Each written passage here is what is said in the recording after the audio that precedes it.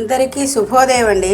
ఈరోజు మన రెసిపీ ఏంటంటే అండి వరిపిండి వడియాలు. వేసంకాలంలో మనం చేసుకునేవి పిండి వడియాలు, గుమ్మడి వడియాలు, సగ్గుబియ్యం వడియాలు. ఇవి కదా వేసంకాలం చేసుకుని పనులు వేసంకాలంలో చేసుకుంటే వర్షాకాలంలో మనకి సమయానికి చక్కగా వేయించుకోవడానికి పప్పులోకి అన్నిటికీ బాగుంటుంది అనమాట.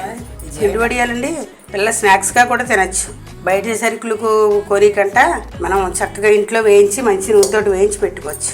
ఈ పిండి వడియాలకండి మనం రేపు పెట్టుకుంటా ఉంటే ముందు రోజు రాత్రే సగ్గుబియ్యం నానబెట్టి ఉంచుకున్నాను. ఎన్నో కాదండి, పిండి వడియాల్లో కూడా సగ్గుబియ్యం వేస్తే ఎలా ఉంటుందంటే అండి విరిగిపోకుండా వస్తాయన్నమాట అండి.